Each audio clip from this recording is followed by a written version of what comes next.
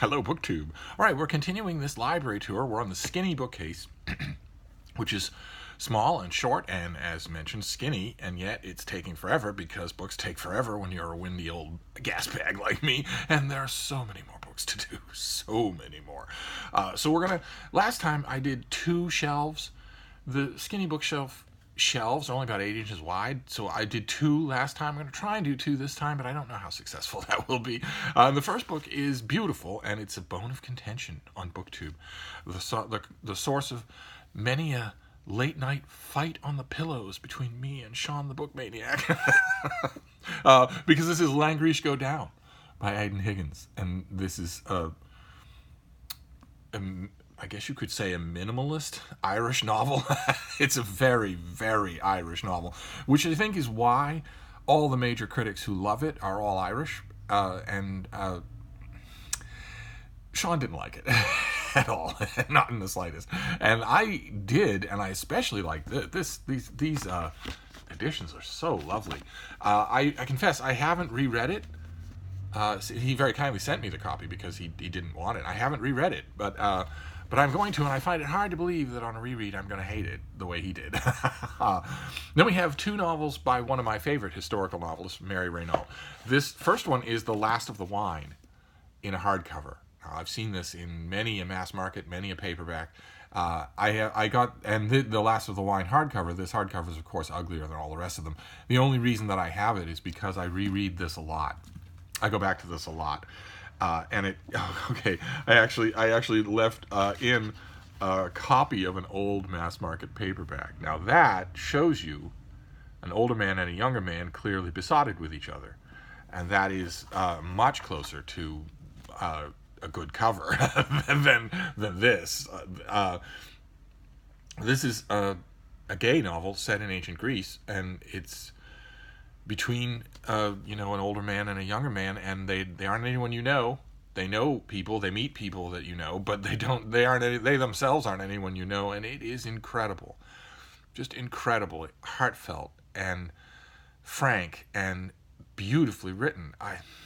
I just love it. Mary Renault, of course, her ancient Greek novels, whether it's just ancient Greece just in general, like The Last of the Wine or The Mask of Apollo, or whether it's her Alexander the Great novels, are all charged with homoeroticism, but in such a gorgeous, graceful way that I go back and reread them. Same thing with this next one, Fire from Heaven. This is one of her Alexander novels, and this one, again, it's got a boring cover, but there's nothing to be done about that.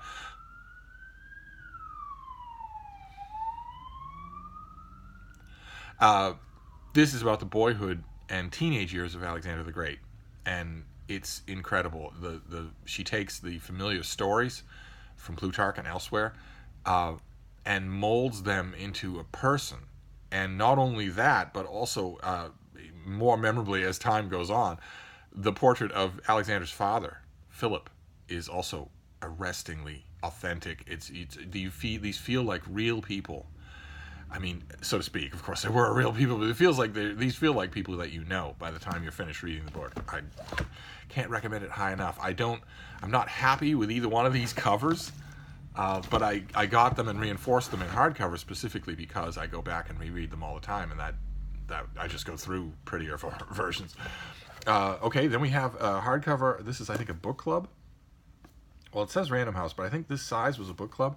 This is Pompeii by Robert Harris, his historical novel about the eruption of Mount Vesuvius and the burying of Pompeii and Herculaneum. And against that backdrop, he tells a story about an imperial waterman, an aquatech, who is sent to the Bay of Naples because, of course, the subterranean rumbling, the small earthquakes and tremors that precede an eruption, a major eruption, has ruptured the waterways.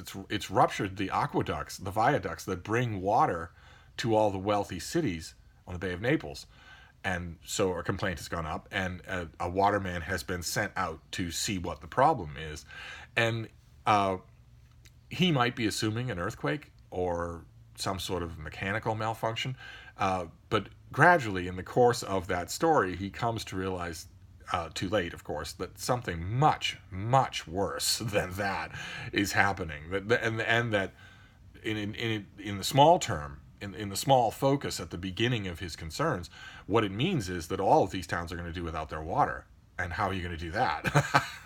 And Harris makes a lot of really good, smart authorial decisions here. Of course, there have been a number of novels about the eruption of Vesuvius, most especially The Last Days of Pompeii by Edward Bulwer Lytton, that is renowned as an incredibly horrible, clunky novel. I think it's undersold a bit. It has its charms, but of course the problem with dramatic tension in a book about that set against this backdrop is that every reader knows how it ends. Every reader knows what's coming. And none of the characters do. And one of the smart choices that Robert Harris makes is to make his main character the one kind of specialist who might maybe be able to gropingly know a little of what's coming ahead of everybody else. It's not miraculous. It's not anachronistic at all. It's extremely well done. He also makes a very smart decision to pay attention to what's going on in these cities with these people who, of course, don't know that their lives are about to end, that their world is about to be buried under 10 feet of rock. They don't have any idea that that's true. And our main character gets involved in that world as well. And another smart decision that he makes, and boy, when I read this originally, I thought, no, you shouldn't do that. He starts every chapter with extracts from modern volcanology, from modern understanding of how volcanoes work and what they do stage by stage during an eruption. And I thought, why would you do that? It breaks the spell of a historical novel. You want to bring us back into that time when no one knew any of these things, not take us out every chapter. But no, it's a very smart decision because it increases in the reader's mind the tension of knowing what's coming. It's I just think it's tremendously effective. I once had a UK trade paperback of this, which of course I love my UK trade paperbacks. I don't have that UK trade paperback anymore, and I don't know why. I don't know why I would ever send it to anybody. But I've looked, and I don't have it anymore. And I'm coming up on a reread of this, and I mean, I have the hardcover, but I kind of want the UK trade paperback. The UK, if I remember correctly, it has more lurid reds and blacks on the cover. I might have to go and look for it and see if I can find it. Okay, this next one is science fiction. This has got to be science. Okay, this says Putnam, but the size here, this has to be a science fiction book club. This is God, Emperor of Dune by Frank Herbert, which I will be reading again, only I'll be reading it with you. A decided treat. I have grown greatly to love reading books with you. And I'm doing a read-along of DuneTube 2019. Me and a bunch of other great booktubers are going to read a Frank Herbert Dune book every month from July until December. And my DuneTube colleagues will be doing one video a month, as you know, as communal read-alongs tend to be. I will be doing an actual read-along of each of these books. So, for July we are reading Dune, just a chunk a week, and then in August we'll do Dune Messiah. I don't know how we're going to stretch out that book over the whole month of August, but we'll find a way. And then in September we'll read Children of Dune, and then in October we'll be reading along. We'll be doing an actual read-along with God, Emperor of Dune, which is my favorite of the Dune novels. And I got this hardcover, I think, because of all the Dune novels, I go back to this one more often than any other.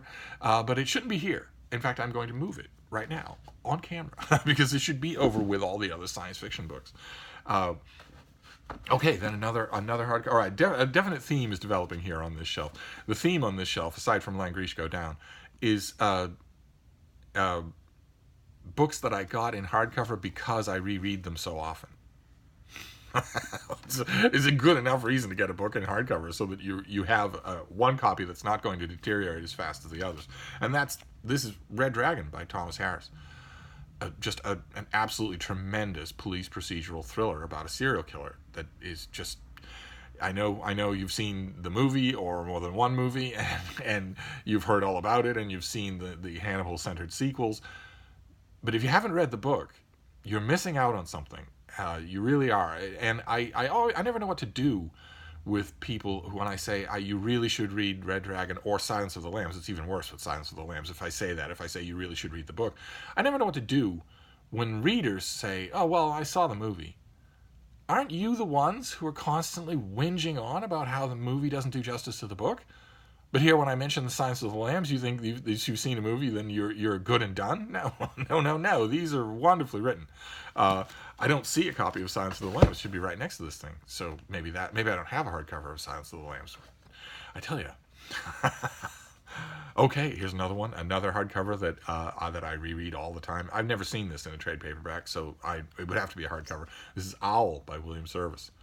A little book about a family that adopts a little owl, and all that that owl means to them, and wonderful observations. Just a terrific book. There is some of you I occasionally over time and over the decades, I have had little Weisenheimer reactions when I say that there is a subgenre of books about people who adopt owls.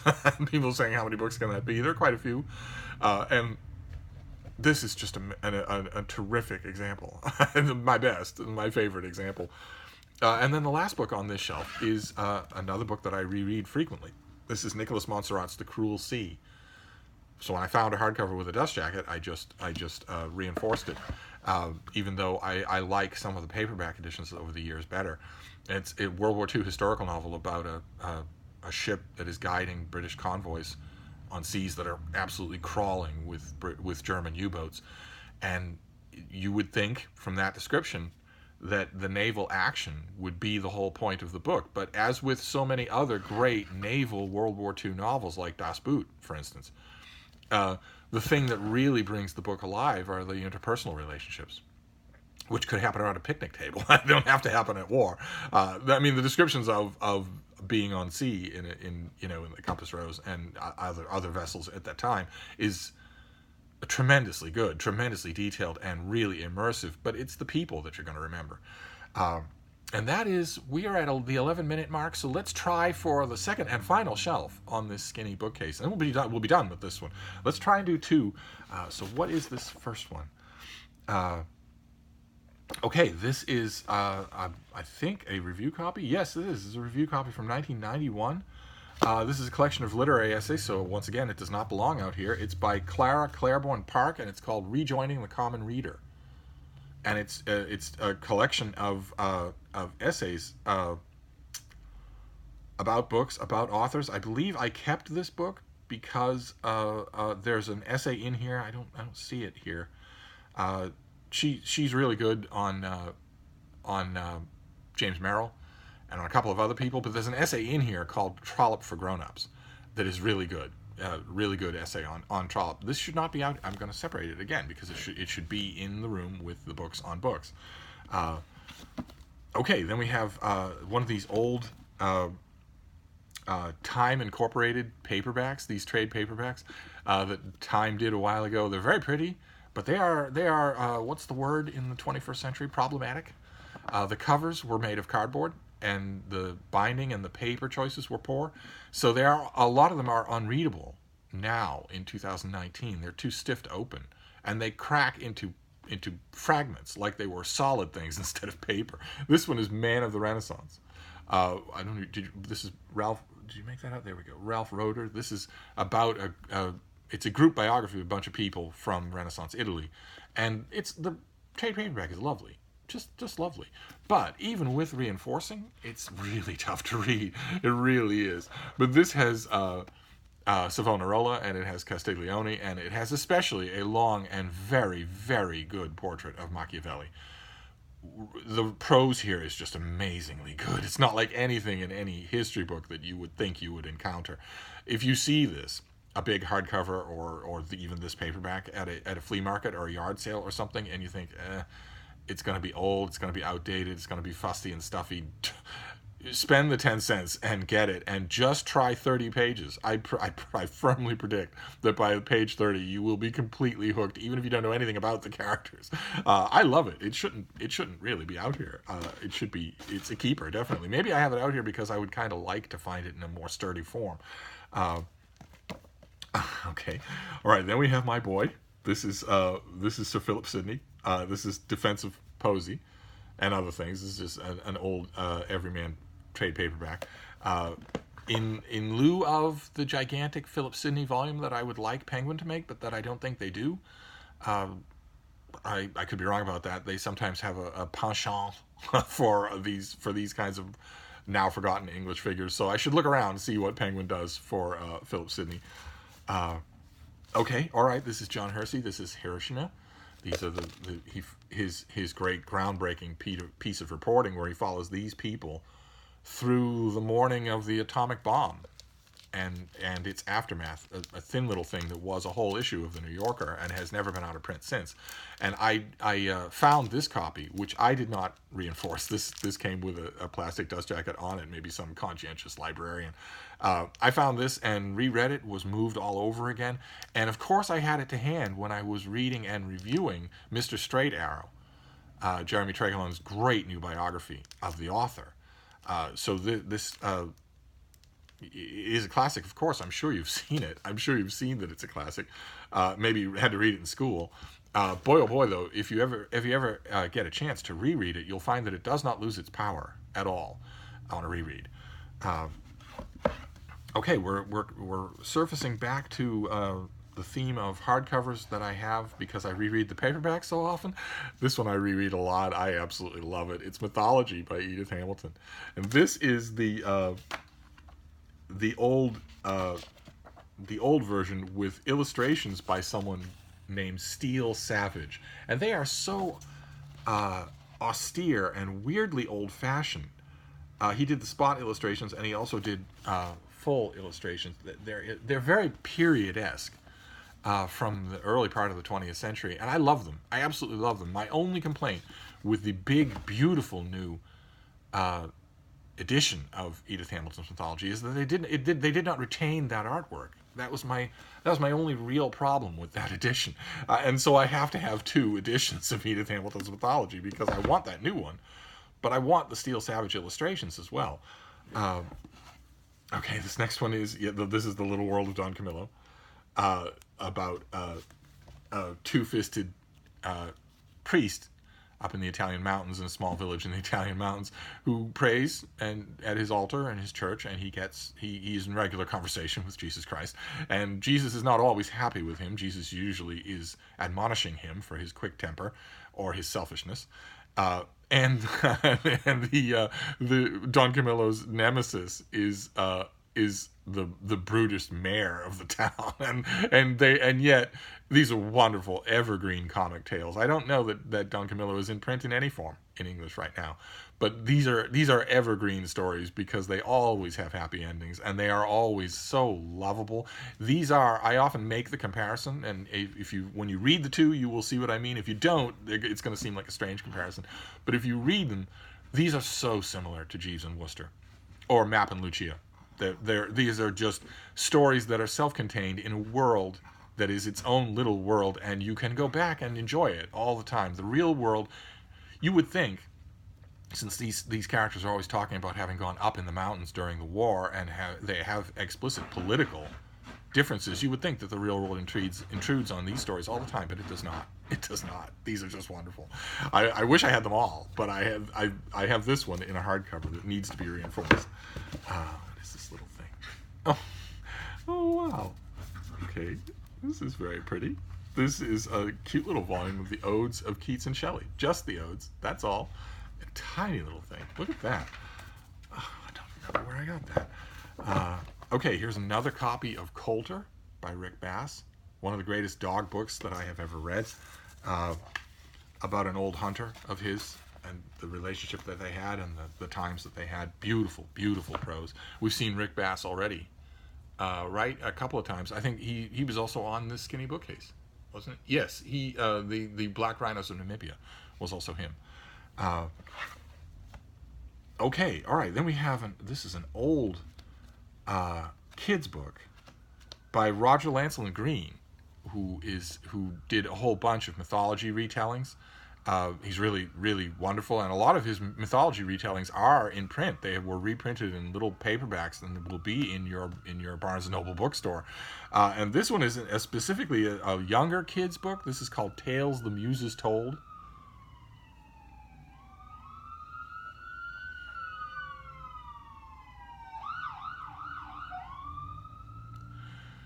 And this is a retelling of smaller tales from Greek mythology and Greek folklore. And all of his retellings are just wonderful. And this is, I don't think I've ever seen another copy of this book aside from the one I have.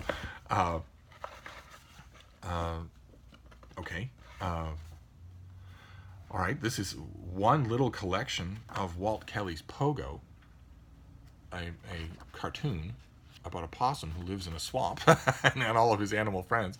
Absolutely brilliant. Pogo is absolutely brilliant. One of a cadre of brilliant cartoons. Lil Abner, also absolutely brilliant. And along the same way, although Pogo is political commentary and just stayed brilliant the whole of its run. I would ideally want a big hardcover anthology of a lot of Pogo rather than a little paperback. And there have been a million Pogo anthologies. I'll have to keep an eye out for something bigger and more comprehensive. Okay, this is a mass market. Doesn't belong here. This is by translation by Guy Lee of the Poems of Propertius, one of my favorite poets.